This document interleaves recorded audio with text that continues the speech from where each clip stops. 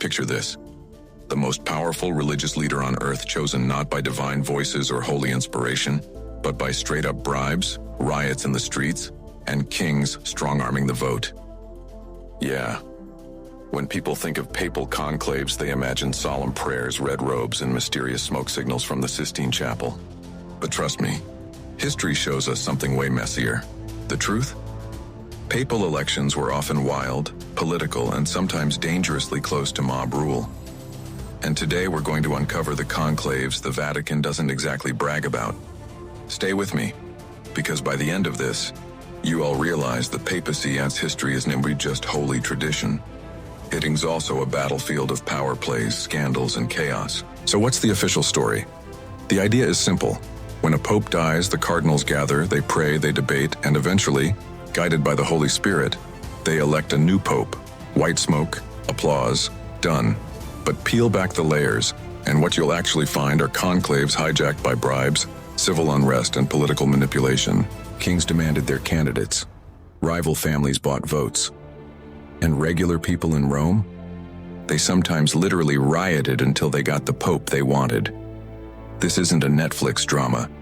This is the actual history of the Catholic Church. And today, I'm going to walk you through the papal elections they'd rather you forget. Let's start with one of the most famous disasters, the Conclave of 1268-1271 in Viterbo, Italy. Here's the setup.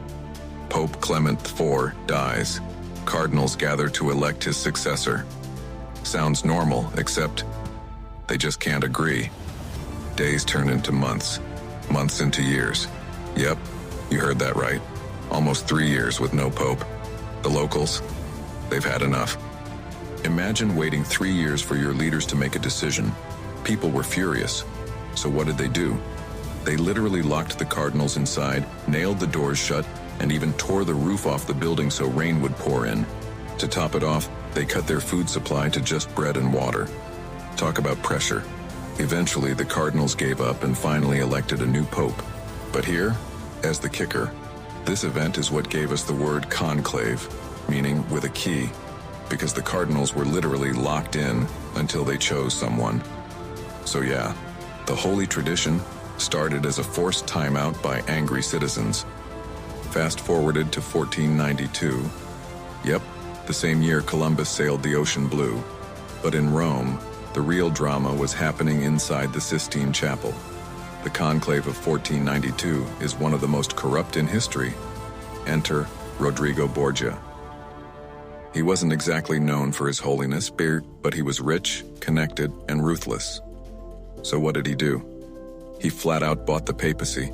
Historians say he promised cardinals money, fancy estates, and even political favors in exchange for their votes. One cardinal, for example, allegedly got a palace. Another, a lucrative job that basically printed money. And it worked.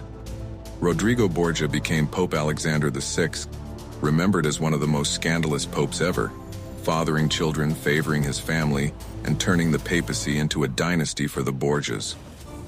So next time someone says the Pope is chosen by divine guidance, well, in 1492, it looked a lot more like an eBay bidding war. Now let's talk about riots. Because sometimes it wasn't money that decided a pope, it was an angry crowd with torches.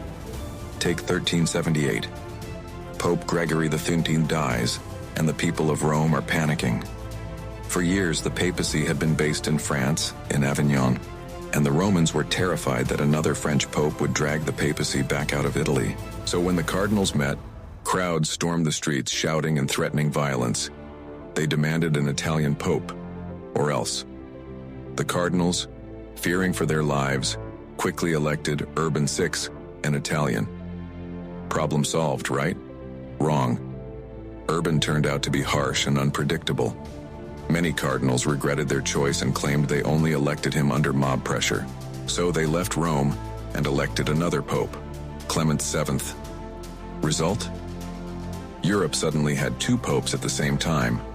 Different kings and countries took sides, and the Catholic Church entered what's now called the Great Western Schism, a messy, decades-long split that made the Church look anything but united. So much for peaceful, spirit-led elections. If mobs weren't swaying conclaves, kings were. Throughout the 16th century, the conclave was basically a political chessboard. France and Spain were superpowers and both wanted the next pope to be their guy.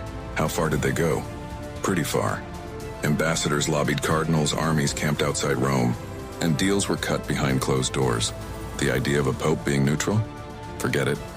These popes were expected to repay favors, side with nations, and even tilt wars. In some cases, the conclave dragged on for months because kings refused to compromise. It wasn't prayer that broke the deadlock. It was politics, plain and simple. Here's the part most people don't realize. A lot of these messy conclaves were later rewritten in official church records. The chaos? Downplayed. The bribes? Glossed over. The riots and king's interference framed as divine providence working mysteriously. But dig into letters, eyewitness accounts, and the diaries of cardinals, and you see the raw truth. Papal elections were less about holiness and more about power. It's like reading the uncut version of history. And trust me, it's way juicier than the official line. So here's the big takeaway. The image of conclaves as quiet, sacred ceremonies.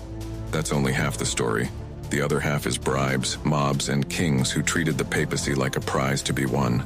And honestly, that messy history makes the white smoke we see today even more dramatic. Because behind that symbol lies centuries of scandals and power struggles. If you learned something new today, hit that subscribe button and turn on notifications. I've got more untold stories from history as shadows coming your way. And I want to hear from you. Which conclave blew your mind the most? The cardinals locked and starved, the Borgias buying the papacy, or the mob that forced two popes at once? Drop your thoughts in the comments. I'll be reading them. Until next time, stay curious, question the official story, and remember, history is always messier than they want you to believe.